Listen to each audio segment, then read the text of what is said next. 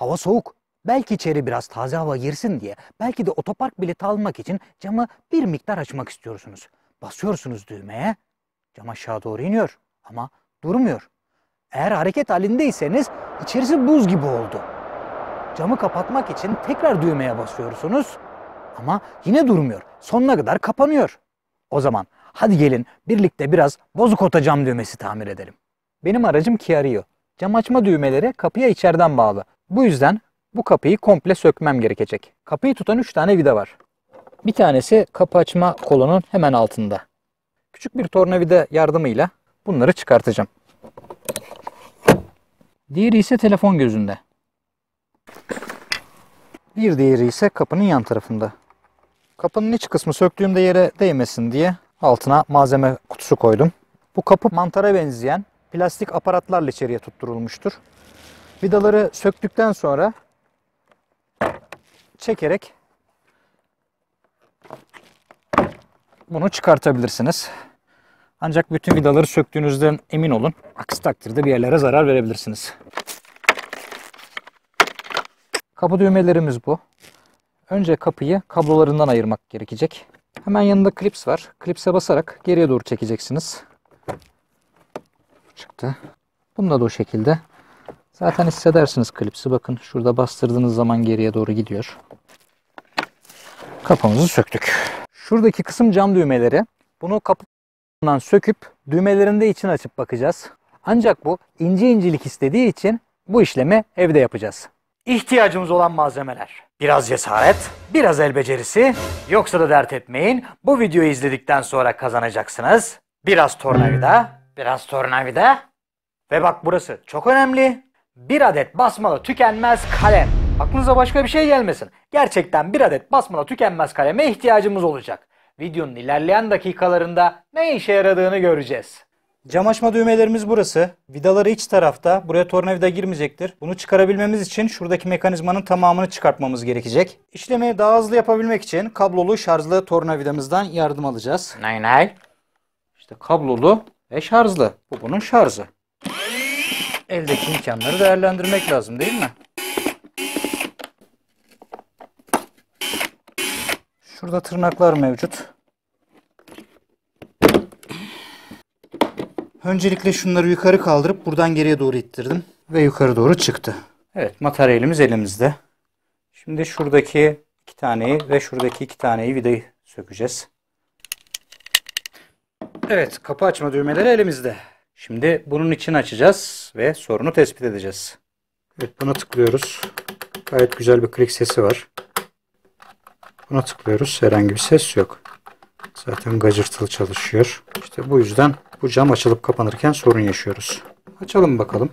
Bunları açarken çok nazik davranmalıyız. Çok hassas parçalar bunlar. İçinden herhangi bir parçaya zarar vermek istemeyiz.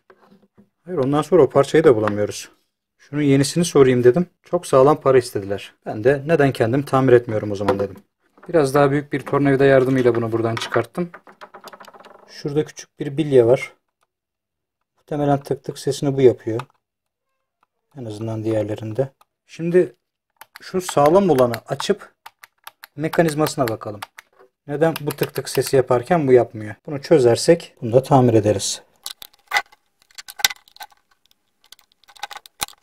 Evet, burayı da açtık ama korktuğum başıma geldi. Şu içindeki bilye fırladı ve yere düştü. Uzun uğraşlardan sonra bulduk neyse ki. İşte sorunumuz bu. Bu düğme sıkıntılı.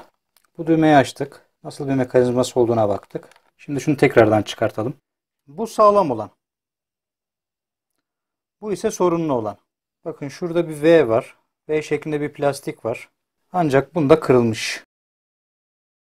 Aynı zamanda şu plastikler bunda gayet düz iken bunda hafiften yamulmuş. İçine baktığımızda ise şuradan kırılmış olduğunu görüyoruz. Bakalım neler yapabileceğiz. Şuradaki kırık parçamıza bir miktar Japon yapıştırıcı süreceğim. Şu parçayı yapıştırmayı başardık. Umarım sağlam olur. Videonun başında basmalı tükenmez kaleme ihtiyacımız olacağını söylemiştim. Şimdi lazım oldu. Peki ne yapacağız bu tükenmez kalemle? İşte bu yayı kullanacağız. Şu plastik parça buradan kırıldığı için bu yukarı doğru kalkmıyor. Biz bu yayla onu yukarı attıracağız. Şu şekilde bir yükseklik yapacaktır yay. Yukarı doğru kalkmayan düğmeyi bu yay yardımıyla yukarı doğru kaldırmaya çalışacağız. Şuradaki uzun plastik şu ortadaki yuvaya giriyor. Ve bunu şu şekilde ileri geri hareket ettirerek camın yukarı ve aşağı hareket etmesini sağlıyor. Düğmeleri tekrar oturturken onun tam olarak yuvaya girmesi için onun tam ortada olduğundan emin olmanız gerekiyor. Eğer sağda ya da solda kalırsa bu plastik yerine oturmayacağı için düğmeyi de tam olarak yerine oturtamayacaksınız. Evet, şu anda ikisi de tam ortada. Şimdi takalım bakalım. Bakalım yayımız işe yarayacak mı? Evet. Oturttuk. Bismillah. Yaramadı. Yaramadı. Neden yaramadı peki? Bence o yay orada durmadı. Attı gibi sanki. Bir daha deneyelim. Bunu açmanın pratik yöntemi şuradaki dilin altına girip bunu yukarı doğru kaldırmak olacak. Evet. Bu şekilde buradan atıyor. Aman şuradaki bileğe dikkat edin. Aynen tahmin ettiğim gibi yay atmış. Eğer biraz eğim versek ve dışarı doğru taksak içeri atmasını engelleyebilir miyiz acaba? İçine koyduğumuz yayın aşağı baktığından emin oluyorum. Eğimlenerek yukarı kaçmasın. Şimdi deneyelim bakalım. Yay işe yaradı. Kalemin gücü burada da kendini gösterdi. Her ne kadar klik klik seslerini duymasak da klik sesini çıkartan bu bilye o parça kırık olduğu için bilyeyi yukarı aşağı ittiremiyor ve klik sesi çıkmıyor. Ama bizim için önemli değil. Bizim için önemli olan sağlıklı çalışması. Sağlam olanı takacağız. Bunun herhangi bir sorunu yok. Bunu direkt takabiliriz. Bunu zaten mekanizmasına nasıl çalıştığını görelim diye. Altındaki yuvayı tekrar kontrol ediyoruz. Biraz kaydığını görüyorum. Eğer tam ortalı değilse oturmayacaktır. O yüzden dik bir şekilde takacağımız için yuvanın tam olarak ortalanması gerekir. Şu anda bastığımızda çok rahat bir şekilde aşağı inip yukarı kalkabiliyor. Yukarı kaldırdığımızda ise klik sesini duyabiliyoruz. Bunun kadar keskin bir klik sesi alamasak da az bir klik sesi alabiliyoruz. Başka bir çözüm yöntemi ise arkalardan bir tane sağlamı aslında buraya takmak. Ancak bütün hepsi aynı olmadığı için üstünde de auto yazıyor. O yüzden ben bunu arkaya takmak istemedim. Arkaya taksak da sorun olmayacaktır. İkisi de çalışacaktır. Ama görsel olarak ben bu şekilde kullanmayı tercih ettiğimden dolayı değiştirmedim. Tamir yöntemine gittim. Eğer tamir edemezseniz arkadakiler az kullanıldığı için arkadakiyle öndeki düğmenin yerini değiştirebilirsiniz. Zor oldu ama sanırım yaptık. Hadi şimdi test edelim. Arabamızın yanına geldik. Kontak kapalı. Cam açma düğmelerinin kablolarını taktık. Kontağı açıyoruz. Basıyorum düğmeye. Kaldırıyorum.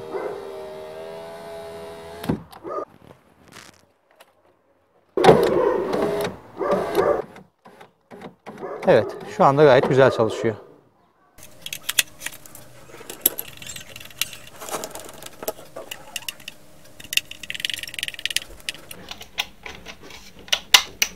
Şimdi bu parçayı kapı içine monte edelim. Evet, şuralar karşılıklı gelecek şekilde. Şöyle hafiften elimizle vurarak ittirdik. Şimdi vidalarını sıkmamız kaldı. Şarjlı tornavidamda tork ayarı olmadığı için elimle sıkıyorum.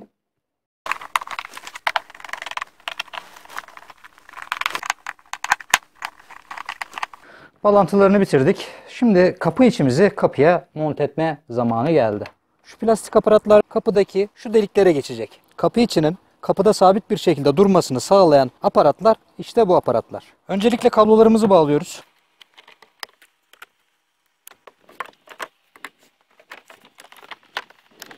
Şu aralardan yuvaya oturup oturmadığını anlarsınız. Bu plastik aparat şu anda tam yuvanın üstünde. Bastırdığımızda bu buraya oturacak. Şimdi testimizi yapalım. Güzel. Diğer camları da kontrol edelim hızlı bir şekilde. Şimdi de vidalarını takalım sabitlemek için. Son olarak da kapı kolu muhafazasını takalım. Herkese keyifli sürüşler diliyorum. Bir sonraki videoda görüşmek üzere. Hoşça kalın.